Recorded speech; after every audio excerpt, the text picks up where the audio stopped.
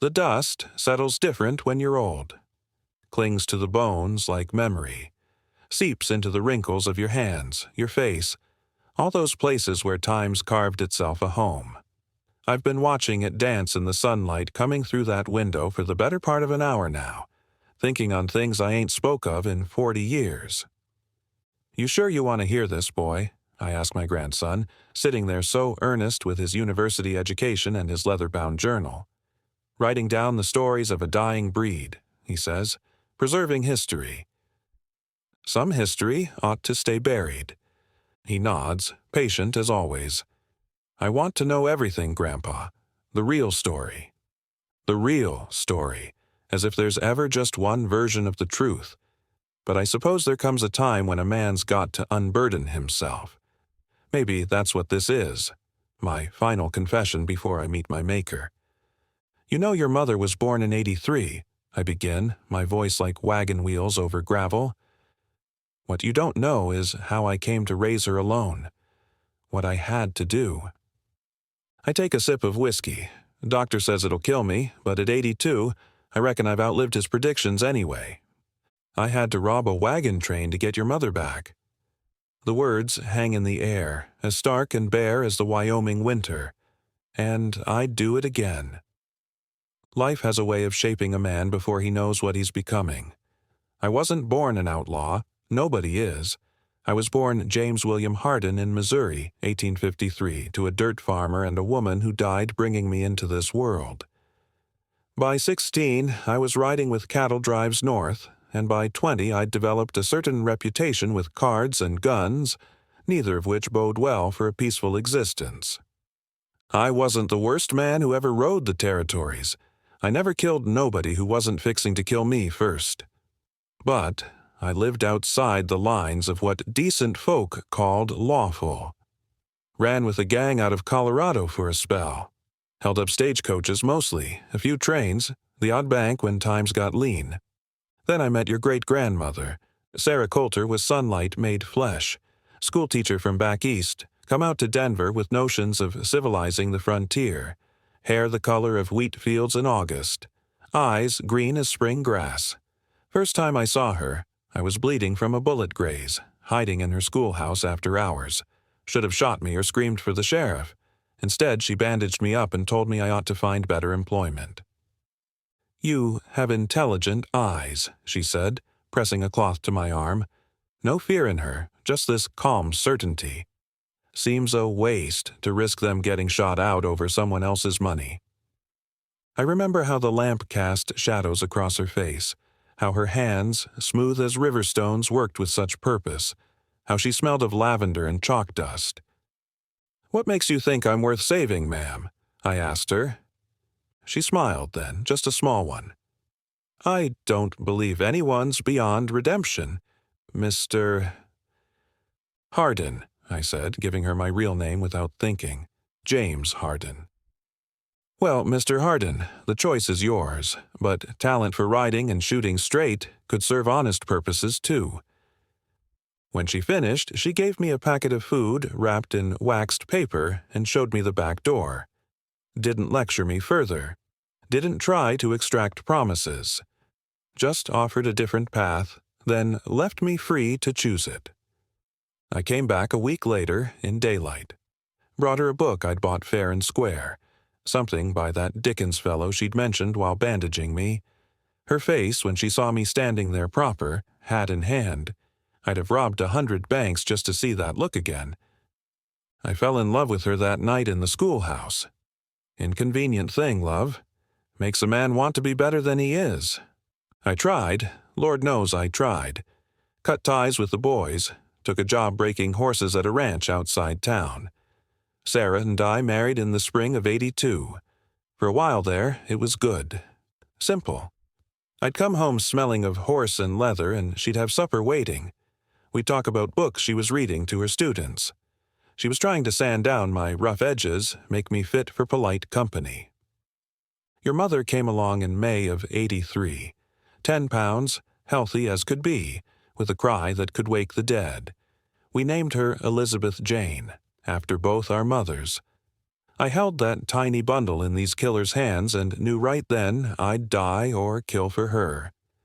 Strange how clear some moments stay, even after all these years. The smell of her head, the perfect half-moon of her fingernails, the way her whole hand couldn't wrap around my thumb. I remember standing by the window of our small house, dawn light just breaking over the mountains. Ellie in my arms, so new to the world. Sarah sleeping after a long labor. The weight of that child against my chest was like nothing I'd ever known. Heavier than gold, more precious than life itself. I whispered promises to her that morning, swore I'd never let harm touch her, that she'd never know hunger or fear, that she'd grow up clean of the stains that marked her father. "You're a new beginning," I told her, my voice hardly more than a breath against her downy head. My chance to get something right in this world. For a year, I kept those promises. Worked honest hours, came home clean, built a crib with my own hands, sanded the wood smooth as silk so no splinter would ever touch her skin. At night, I'd sit by the fire with Sarah, Ellie sleeping between us, and feel a peace I'd never known was possible for a man like me. We called her Ellie, but the thing about trying to outrun who you are, the past has a way of circling back, like a coyote tracking wounded prey. The trouble started in winter of '84. One of my old riding partners, fellow named McCready, came through Denver. Recognized me on the street. Wasn't looking for trouble, he said. Just passing through. Wanted to buy me a drink for old time's sake. I should have walked away. Should have told him I was a family man now. No time for ghosts. Instead, I had that drink, then another. Talked about the old days, the easy money, how the railroad payrolls were bigger than ever. Just idle talk, you understand. Reminiscing. I came home late. Sarah could smell the whiskey and the past on me. She didn't say nothing that night, just turned her back in bed. Next morning, I found her crying over Ellie's crib. "She deserves better than to be an outlaw's daughter," she said, not looking at me. "I ain't that man no more," I told her. Her eyes, when she finally faced me, were like stones. "But you want to be." We fought bitter that day. Things said that shouldn't have been. Truth is, she wasn't wrong. Part of me did miss the freedom, the rush of living by my wits and gun. The man I'd been trying to bury was clawing his way back to the surface. A week later, I came home from the ranch and found them gone. Just a note on the table. "Taking Ellie to my sister's in San Francisco. Don't follow us. You'll only bring danger, Dot." I tore that house apart that night, broke everything I could get my hands on, then drank until I couldn't feel. When morning came, I saddled my horse and rode west. Caught up to them in Salt Lake City. Sarah had taken a job teaching at a school there, living with some church family. I begged her to come home. Promised I'd be better. She just looked tired. "I've written to the courts," she said. "They'll grant me full custody. You've been seen with known criminals. Your name's still on wanted posters in 2 states. "She's my daughter too," I said. "She needs stability, safety, things you can't provide." I saw Ellie just once before they sent me away. She was crawling by then, babbling little sounds that weren't quite words. Her eyes lit up when she saw me. She remembered her pa. That nearly broke me where I stood. The court in Salt Lake sided with Sarah, of course. Respectable schoolteacher against a man with my history. Wasn't even a contest. They gave her full custody, gave me nothing but the right to send letters once a month, which had to go through her sister in San Francisco first. I did the only thing a beaten dog knows how to do, slunk back to the pack, found McCready and the boys working jobs in Wyoming territory, fell back into the life like I'd never left it, only now there was a hole in me where my heart used to be. For 2 years I sent letters faithfully, little notes for Ellie about animals I'd seen, simple stories a child might like. Enclosed what money I could, though I never told how I came by it. Most times the letters came back unopened. Sometimes they didn't come back at all, which was worse, not knowing if my words ever reached my little girl. Then in autumn of '86, I got a letter. Not from Sarah, but from her sister in San Francisco. Sarah had died. Consumption took her quick. Ellie, now 3, was in her aunt's care temporarily. But the sister had 5 children of her own, and a husband, who wanted no part of raising another man's child, especially one with my blood. The letter was plain as day. Ellie was to be sent to live with a wealthy couple in St. Louis, distant relations of Sarah's who couldn't have children of their own. All arrangements had been made. The court had approved the adoption, given my unsavory character and criminal associations. They were taking my daughter away for good. The letter ended with what she must have thought was kindness. The Whitmores are good Christian people with means to give Elizabeth the life Sarah wanted for her. It's for the best if you let her go. She barely remembers you now anyway. I read those words 100 times by firelight until the paper grew soft as cloth. Barely remembers you. Each word a knife. The letter provided one crucial detail. The Whitmores would be traveling from San Francisco by the northern route, joining a wagon train in Idaho Territory bound for St. Louis. They'd be coming through Wyoming in 3 weeks' time. 3 weeks to decide what kind of man I truly was. You know what the worst part of it was? I asked my grandson, who hasn't moved from his chair, hasn't written a word in his journal for some time now, just listening. I had to decide which I cared about more, being a good man or being a good father. Couldn't see how to be both. He shifts in his seat. What did you do first? I laugh, though there's no humor in it.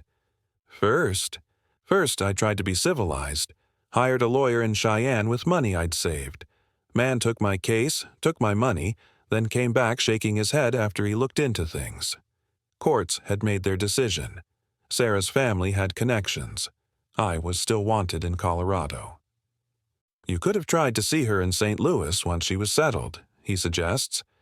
Rich folks in a big city? They'd have had me arrested at their doorstep. Besides, once those adoption papers were signed, she wouldn't be my daughter anymore. Not in the eyes of the law. I take another sip of whiskey, and I'd have lost her forever. He's silent a moment. So, you made a plan. So, I made a plan. I knew the wagon train routes like the scars on my hands. Northern Idaho to St. Louis meant coming down through the Tetons, then east along the Sweetwater before joining the main trail. There were only a few places good for an ambush, places where the terrain forced the wagons to bunch up, slow down. I chose a spot near South Pass. Narrow canyon, steep walls. Wagon train would be strung out single file. Vulnerable. I needed men. Couldn't do this alone. McCready was eager enough. Thought we were after payroll or gold shipments. I let him think it. Brought in 3 others I trusted as much as I trusted anyone in those days. Told them we'd hit the rear wagons first, where the wealthy passengers rode. Quick grab, minimal risk. I never mentioned Ellie. Those 3 weeks were the longest of my life. I scouted the pass a dozen times, planned every detail, gathered supplies, extra horses. All the while, my mind was eating itself alive with doubt. What if she didn't recognize me? What if she screamed in terror at the sight of me? What if she'd grown to love these Whitmores already? What if she was better off without me? The night before, I couldn't sleep. Sat by the fire cleaning my revolver over and over, thinking of Sarah. Wondering if she was watching from whatever comes after. Wondering if she'd understand or hate me all the more for what I was about to do.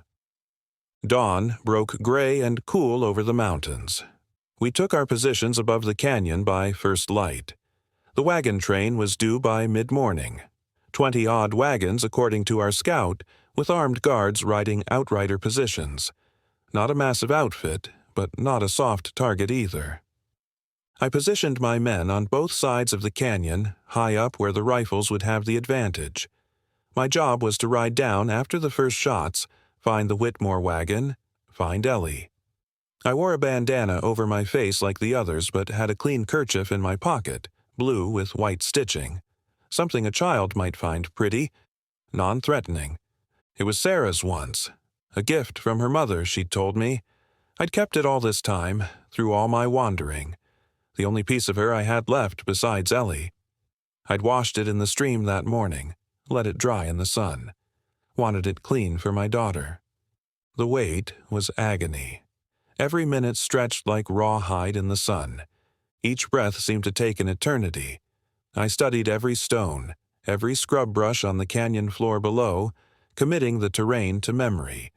The lives of everyone in that wagon train, and, most importantly, my daughter's life, would hinge on what happened in the next hour. McCready settled in beside me, rifle balanced on a rock. "You're jumpy as a spring colt," he muttered. "This job's got you strung tight." "Just want it done right," I said, not meeting his eyes.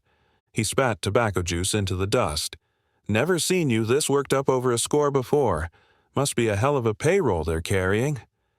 I made some non-committal sound, guilt churning in my gut.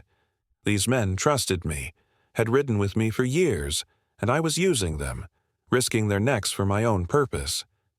But what choice did I have?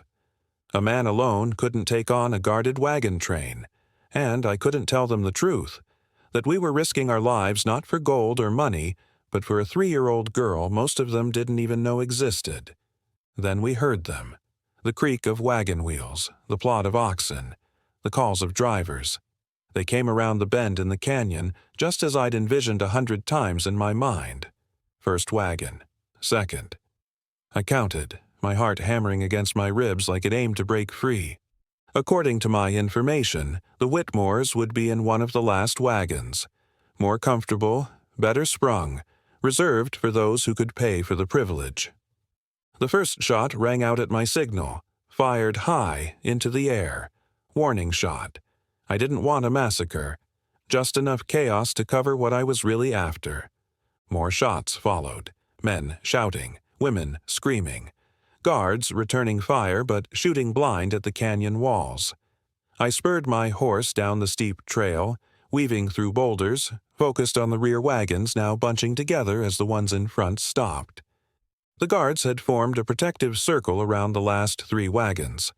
I fired twice over their heads, scattered them enough to break through, reached the first of the rear wagons, canvas-topped, well-made. Glanced inside, an elderly couple clinging to each other in terror.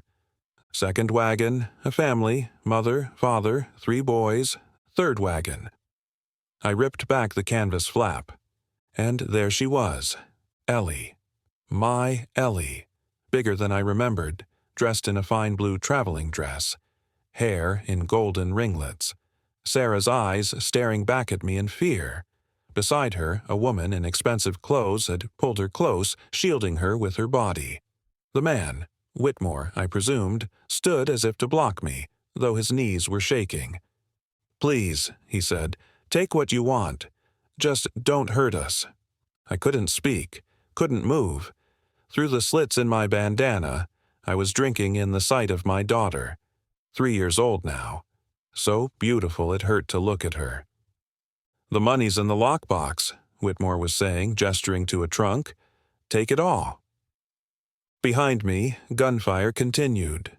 McCready shouting something. We didn't have much time. I pulled down my bandana. "Ellie," I said, my voice breaking. "Ellie, it's Pa." Her little brow furrowed, confusion in those green eyes. Then, something else. Recognition. I couldn't be sure. You're him," Mrs. Whitmore gasped. "The father. Sarah's husband." I nodded, never taking my eyes off Ellie. Slowly, I reached into my pocket, pulled out the blue kerchief, held it out to her.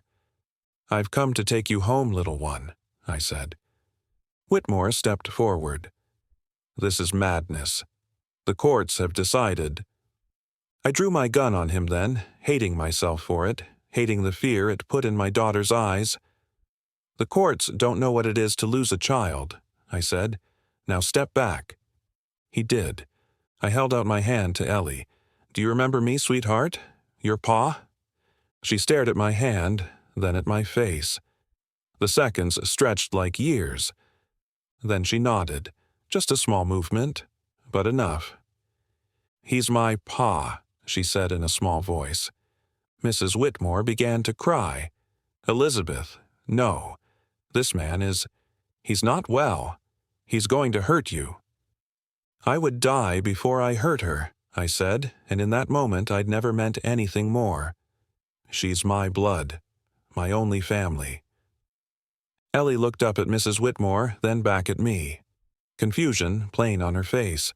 Too much for a child to understand. Come with me, Ellie, I said gently. I'll take you home. We are her home now, Whitmore said, finding his courage.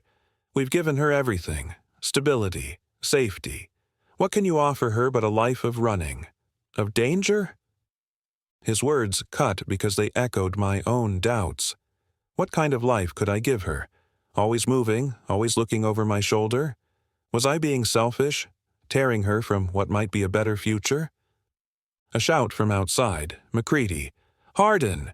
Guards regrouping. We got a ride. I made my choice then, the one I've lived with every day since. I holstered my gun, dropped to one knee before Ellie, put myself at her level. I'm your father, I said, my voice gentle as I could make it. Your real father.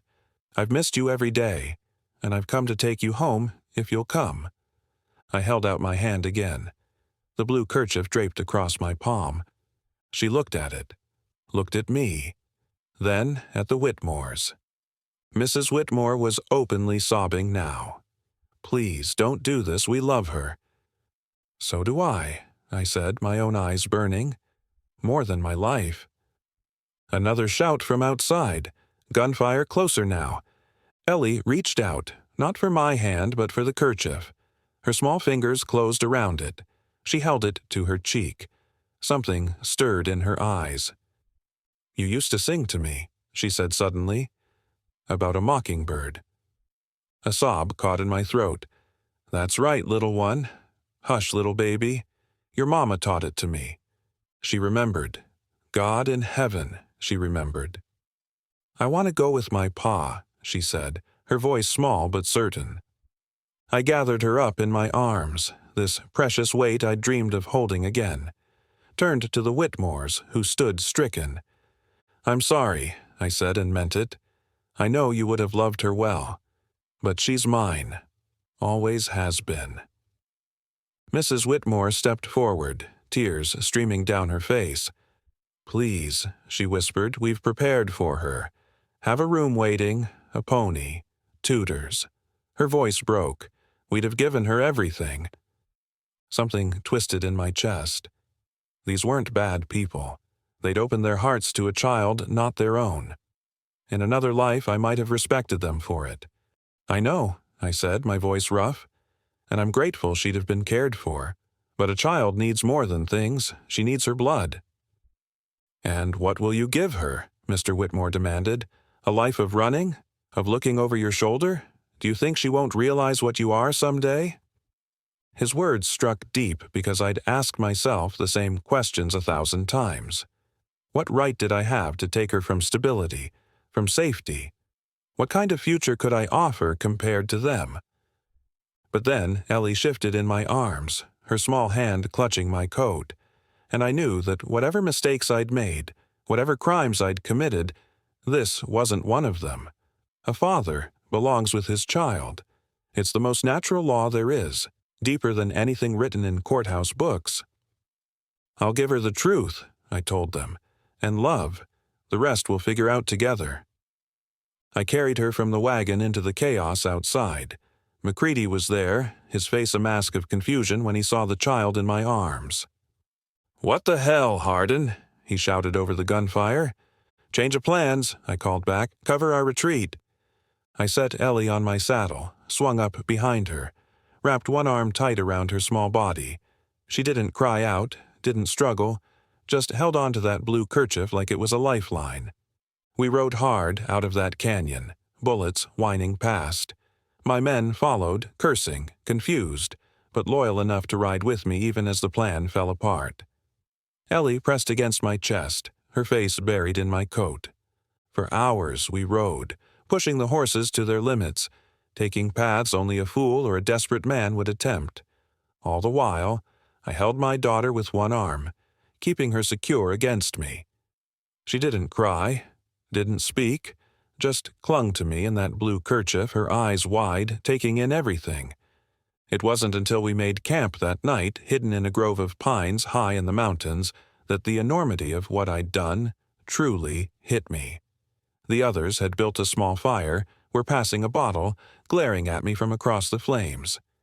Ellie had finally fallen asleep, exhausted, curled against my side beneath my coat.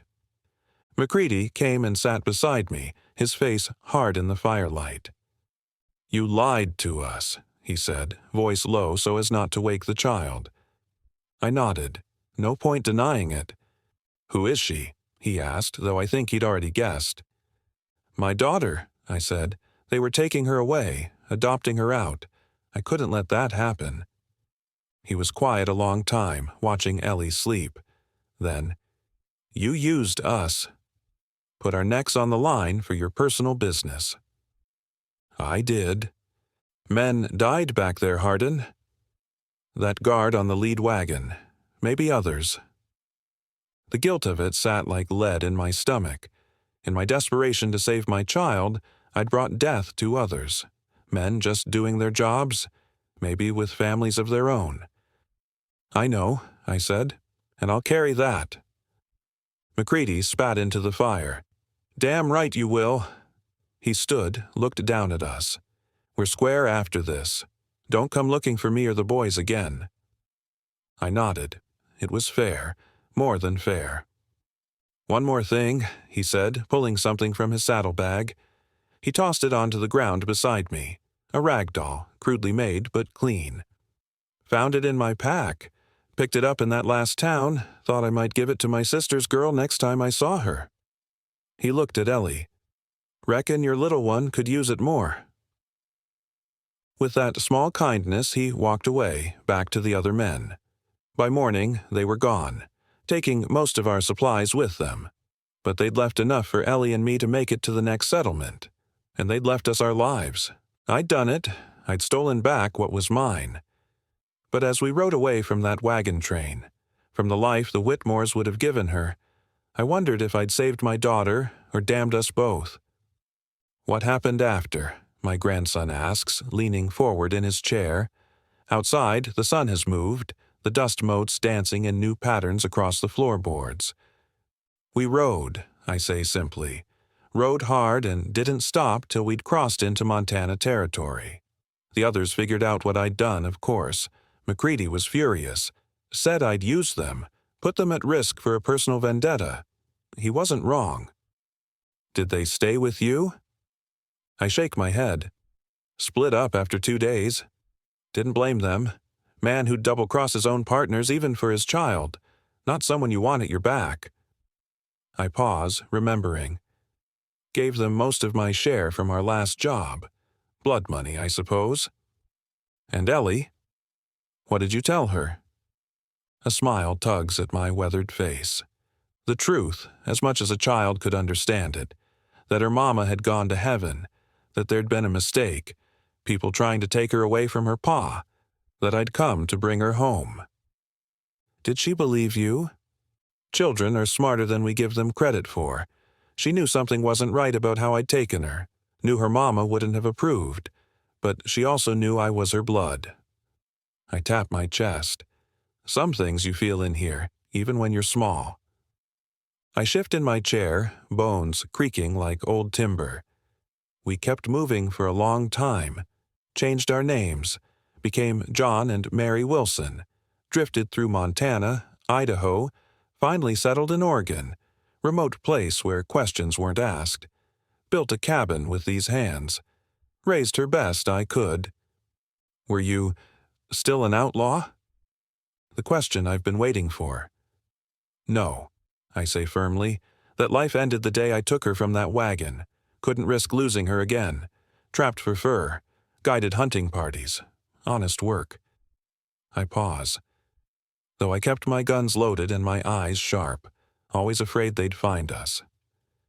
The fear never truly left me. For years I'd start at the sound of approaching horses, would position myself between Ellie and any stranger who came near our place, Taught her to hide in a root cellar I dug beneath the cabin floor if I ever gave the signal. Kept a packed bag ready, 2 horses always saddled in the barn. The first winter was the hardest. Holed up in a line shack I'd found, abandoned in the mountains. Ellie was sick for a time.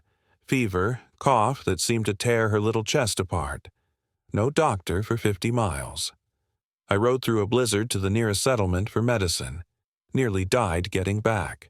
Sat up for 3 nights straight, holding her, cooling her forehead with snow, praying to a God I hadn't spoken to since I was a boy. "If you take her too," I told him, "then take me with her, because there'd be nothing left of me worth saving." She pulled through, stronger than her old man. By spring, she was running around that shack like she owned it, chattering about everything she saw. Smart as a whip, that child. Had her mother's quickness of mind. Did they? The Whitmores? The law? Maybe they tried for a while. Maybe they gave up, found another child to love. I'll never know. I look out the window to the mountains beyond. We lived quiet. I taught her to read, write, hunt, ride. She grew strong, smart, like her mother in so many ways. Did you ever tell her? The whole truth? And there it is, the heart of it all. On her 18th birthday, I say, voice rough as sandstone, sat her down and told her everything, how I'd met her mother, the man I'd been, how I'd lost them both, the wagon train. I look at him steadily. Told her I'd understand if she hated me for it, if she wanted to leave. It was the hardest conversation of my life, harder than facing down guns, harder than burying friends, laying bare the truth of who I was, what I'd done, the blood on my hands, the laws I'd broken, the lives I'd ended or forever changed because of my selfishness, my love. We sat at the kitchen table, the lamplight casting long shadows. Ellie, no longer a child but a young woman grown, strong and capable. I'd placed a small leather pouch before her. "What's this?" she'd asked. "Money," I said. "Enough to get you to San Francisco, to find your mother's family if you want, or to start fresh somewhere else, somewhere people don't know you as the daughter of—" I couldn't finish. She didn't touch the pouch, just watched me with those eyes, Sarah's eyes, seeing right through to my soul. "Why are you telling me this now?" she asked. "Because you're a woman grown, because you deserve the truth, because I've been selfish long enough." She was quiet so long I thought I'd lost her, that the weight of my sins had finally broken the bond between us. "Were there other choices?" she asked finally. "Other ways you could have gotten me back?"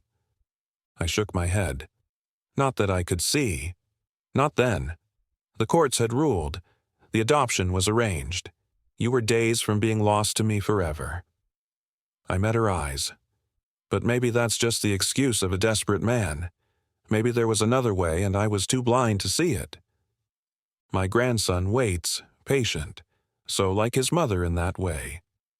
She listened to it all, didn't speak for a long time after. Then she asked me one question. "Would you do it again?" I swallow hard. I told her yes, that I'd do it all again, knowing what it cost, knowing it made me a thief, a kidnapper, knowing it meant she'd grown up without fine dresses and pianos and all the things those people could have given her. What did she say? The memory warms me even now. She said, "Good, because I would choose you too, Pa." We sit in silence for a time, the old clock on the mantel ticking away the seconds.